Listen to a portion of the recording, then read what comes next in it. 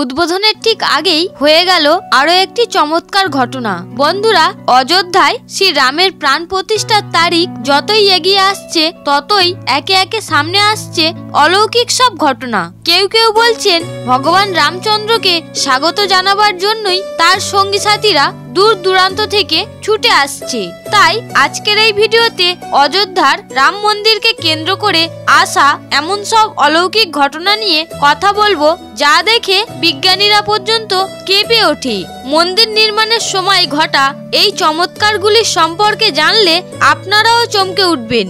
তাই আপনারা সবাই কমেন্টে জয় শ্রীরাম লিখবেন এবং আপনারা যারা এই চ্যানেলে নতুন তারা অবশ্যই চ্যানেলটি সাবস্ক্রাইব করবেন।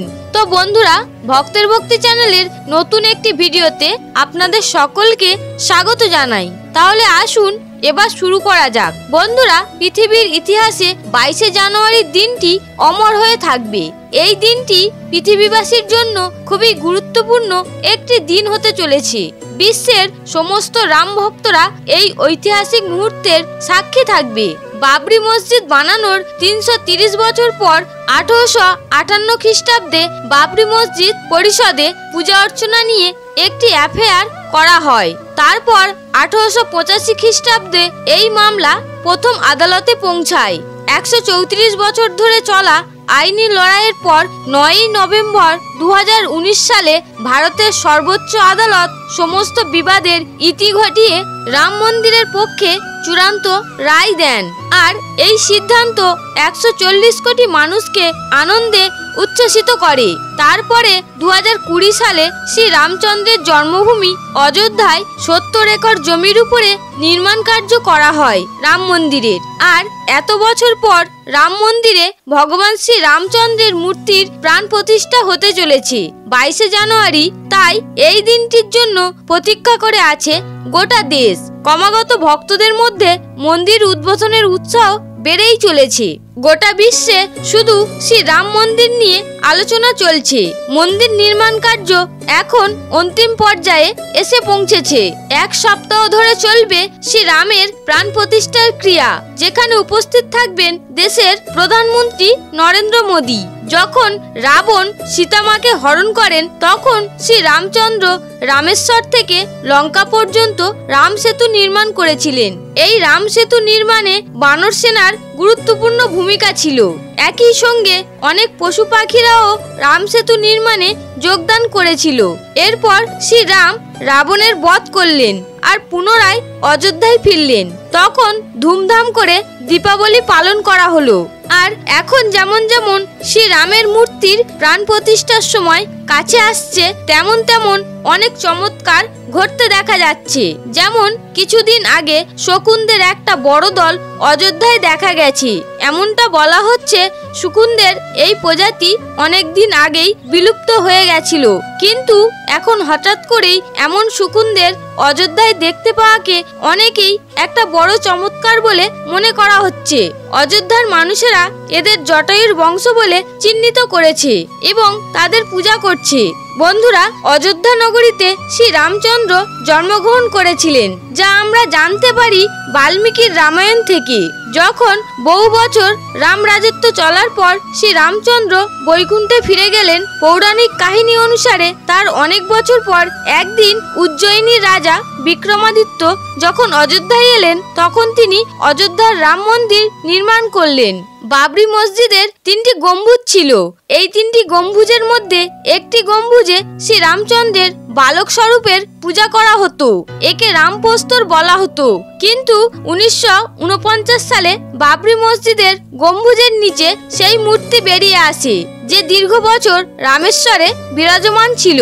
বাবরি মসজিদ এবং রাম জন্মভূমির বিবাদ দীর্ঘ বছর চলার পর অবশেষে শ্রী রামচন্দ্রের জন্মভূমিতে প্রাণ প্রতিষ্ঠা করা হচ্ছে। বন্ধুরা, অযোধ্যাতে বিশ্বের সবচেয়ে বড় মন্দির নির্মাণ করা হচ্ছে। মানুষ অতি আগ্রহের সাথে অপেক্ষা করছে এই মন্দির উদ্ঘাটনের জন্য। রাম মন্দির 66 একর জমির উপরে তৈরি করা হচ্ছে। এর মধ্যে 2 একর জমির উপরে রাম মন্দির তৈরি হচ্ছে। প্রথমে রাম মন্দিরের মুখ্য শিখরের উচ্চতা যা ছিল এখন তার থেকে আরো বেশি উঁচু করা হচ্ছে। 3টি জায়গায় 5টা গম্বুজ, একটা মুখ্য শিখর হবে। প্রধানমন্ত্রী নরেন্দ্র মোদী 5ই আগস্ট 2020 সালে অযোধ্যাতে রাম মন্দিরের রাধাশিলা স্থাপন করেন। এখন প্রশ্ন এটাই যে অযোধ্যায় ভগবান শ্রী রামের মূর্তি নির্মাণ করার জন্য নেপাল থেকে 2টি বড় পাথর আনা হয়েছিল। সেই পাথর আনার পরেও কেন সেই পাথর দিয়ে শ্রীরামের মূর্তি তৈরি করা হয় না? এমন কি কারণ ছিল যে নেপালের সেই পাথরের পরিবর্তে অন্য পাথর দিয়ে শ্রীরামের মূর্তি তৈরি করা হয়? আসলে শ্রী রাম মন্দিরের নির্মাণ কার্য সম্পূর্ণ হওয়ার পরে ফেব্রুয়ারি মাসে নেপালের কালেন্দি থেকে 2টি শিলা আনা হয়েছিল। এই 2টি শিলাপ্রস্তরের ওজন 16 টন এবং 27 টন ছিল। শিলাপ্রস্তর দিয়ে রামচন্দ্রের মূর্তি তৈরির কথা ছিল, কিন্তু পরে জানা যায় এই শিলাপ্রস্তর 2টি শ্রী রামচন্দ্রের মূর্তির জন্য উপযুক্ত নয়। ভারতীয় সংবাদ মাধ্যমে প্রচারিত কিছু খবর অনুযায়ী 2টি শিলাপ্রস্তর দিয়ে রাম মূর্তি তৈরি না করার কারণ সাধু এবং সন্তদের আপত্তি। কিছু সাধু সন্তদের মন্তব্য ছিল যে এই শিলা শ্রী রামচন্দ্রের মূর্তি তৈরির জন্য উপযুক্ত নয়, কারণ কালেন্দির এই শিলাপ্রস্তর একটা শালিগ্রামের সমান। পরে যদিও অযোধ্যাতে এসে নেপালের প্রতিনিধিরা পরীক্ষা নিরীক্ষা করে বলেন যে এই পাথরের মূর্তি তৈরি করা সম্ভব নয়। এরপরে অন্য পাথরের মূর্তি তৈরি করার জন্য 27 টন পাথর আনা হয় বলে নেপালের প্রতিনিধি জানান, কিন্তু এই 27 টন শিলাপ্রস্তরও মূর্তি তৈরির জন্য উপযুক্ত প্রমাণিত না হওয়ায় এই 2টি শিলাপ্রস্তরকে রাম মন্দিরের 2 ধারে রাখা হয়েছে। ভারতীয় সংবাদ মাধ্যম থেকে জানা যায় রাম মন্দিরের গর্ভগৃহে রাখার জন্য দেশের বিভিন্ন জায়গা থেকে আনা পাথর দিয়ে 3টি মূর্তি তৈরি করা হয়। এর মধ্যে সবচেয়ে ভালো মূর্তিটিকে গর্ভগৃহে স্থাপন করা হবে। অযোধ্যার ইতিহাস অনুসারে অযোধ্যা প্রাচীন কাল থেকেই বিভিন্ন মন্দিরের শহর ছিল।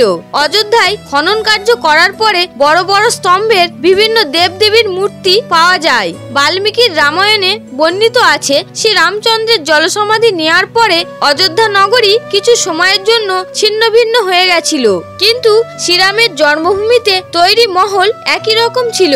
ভগবান শ্রী রামচন্দ্রের পুত্র কুশ পুনরায় রাজধানী অযোধ্যা নগরী নির্মাণ করেন। এই নির্মাণের পর সূর্যবংশের আগামী 44 জন বংশধর মহারাজা বৃহৎবলীর রাজত্বকাল পর্যন্ত অযোধ্যা উন্নত ও সম্ভ্রান্ত ছিল। কৌশল রাজা বৃহৎবলীর মৃত্যু মহাভারতে অভিমন্যুর হাতে হয়েছিল। মহাভারতের যুদ্ধের পর অযোধ্যা নগরী সম্পূর্ণ ধ্বংসাবশেষে পরিণত হয়, কিন্তু রামের জন্মভূমির অস্তিত্ব একই রকম থেকে যায়। এর বহু বছর পরে উজ্জয়িনী রাজা বিক্রমাদিত্য এক সময় ঘুরতে ঘুরতে অযোধ্যায় এসে পৌঁছান। তিনি এতটাই ক্লান্ত হয়ে গেছিলেন যে তিনি তার সৈন্যদলের সঙ্গে সরাই নদীর তীরে আম গাছের তলায় বিশ্রাম করেছিলেন। সেই সময় ঘন জঙ্গলে আবিষ্ট ছিল সেই স্থান, কোনো জনবসতি ছিল না। মহারাজা বিক্রমাদিত্য এই ভূমিতে কিছু চমৎকার দেখতে পান। তখন তিনি এই চমৎকারগুলির কারণ জানতে আগ্রহী হয়ে পড়েন এবং অবশেষে মুনি ঋষিদের কাছে জানতে পারেন অযোধ্যা শ্রী রামচন্দ্রের জন্মভূমি। তখন রাজা বিক্রমাদিত্য অযোধ্যায় রাম মন্দির নির্মাণ করেছিলেন। তারপর মোগল শাসক রাম মন্দিরের জায়গায় বাবরি মসজিদ তৈরি করলো। 1528 থেকে 1529 খ্রিস্টাব্দে বাবরি মসজিদ নির্মাণ করেছিল।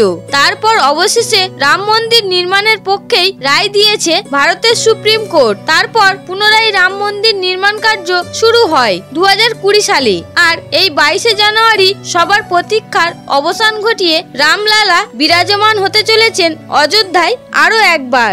বন্ধুরা, আশা করছি আজকের ভিডিওটি আপনাদের ভালো লেগেছে। যদি ভিডিওটি দেখে ভালো লাগে তাহলে অবশ্যই একটি লাইক করবেন এবং কমেন্টে অবশ্যই জয় শ্রীরাম লিখতে ভুলবেন না।